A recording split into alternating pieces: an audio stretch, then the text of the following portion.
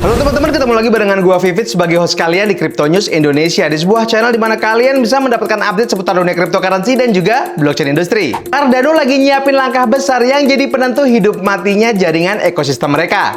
Bukan cuman update biasa, tapi rencana besar buat ngeboost likuiditas dan bikin ada yang nganggur jadi mesin uang di tahun 2026 nanti. Dananya gila banget, 70 juta ADA atau sekitar 30 juta US dollar akan digelontorin.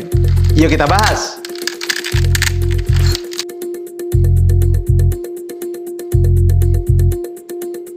Selama ini Cardano sering dicengin sebagai blockchain yang paling akademis, tapi paling pelan dalam perkembangan DeFi.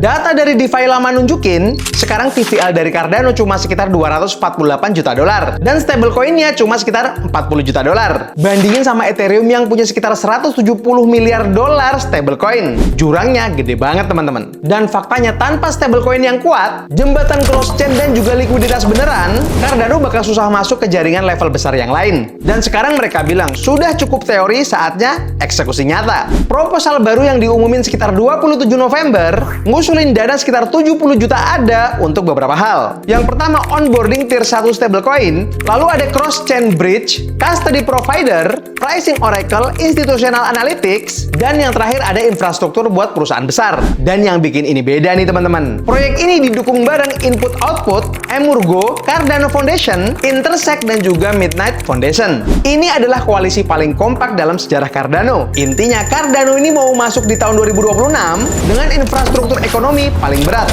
Tim dari Harrison bahkan bilang, kesatuan seperti ini bakal jadi akselerator terbesar buat pertumbuhan DeFi, DePIN, dan juga RWA. Tapi nih teman-teman, Charles Hoskinson sendiri bilang, stablecoin gede nggak otomatis bikin DeFi Cardano langsung meledak. Dia bilang masalah terbesarnya bukan teknis, tapi perilaku user dan juga koordinasi dari komunitas. Sekarang jutaan holder ada cuma staking dan juga governance, tapi nggak pernah masuk ke DeFi. Likuiditas kecil, integrasi lambat, makin kecil lagi likuiditas. Chicken and egg problem klasik. Makanya dia percaya nih guys, kunci sukses ada di beberapa hal. Yang pertama, integrasi Bitcoin dan liquidity routing BTC ada. Yang kedua, jaringan privacy Midnight. Dan yang ketiga, infrastruktur real bikin user pindah dari pasif ke aktif. 2026 bakal jadi stress test terbesar buat Cardano. Kalau aja semua ini berjalan sesuai rencana, stablecoin Cardano bisa naik dari 40 juta dolar ke ratusan juta dolar. TVL juga bisa naik dari 248 juta dolar ke 500 juta dolar. Infrastruktur institusional grid kayak custody, oracle, dan juga bridge akan masuk. Dan likuiditas real mulai ngumpul dan network effect mulai terbentuk teman-teman. Tapi kalau gagal, Cardano tetap bakal jadi project dengan hype besar tapi dampak kecil. Ini taruhan besar, 30 juta dolar buat nentuin masa depan dari ekosistem. Jadi pertanyaan besarnya nih teman-teman, apakah Cardano ini benar-benar siap buat jadi salah satu pemain besar di sektor DeFi? Atau ini cuma jadi percobaan lain yang bakal lewat sebelum terlambat? Coba tulis pendapat kalian di kolom komentar.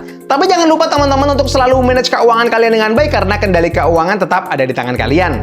Jangan lupa juga untuk selalu lakukan DYOR atau do your own research karena kalian wajib untuk meresearch, meneliti, dan menganalisa setiap proyek-proyek kripto ataupun aset-aset kripto yang bakal kalian ikuti, kalian beli, ataupun kalian investasikan. Kalau kalian suka dengan video kali ini, kalian boleh like, komen, dan juga subscribe. Jangan lupa untuk share ke teman-teman kalian. Sampai jumpa di video-video selanjutnya. Dadah!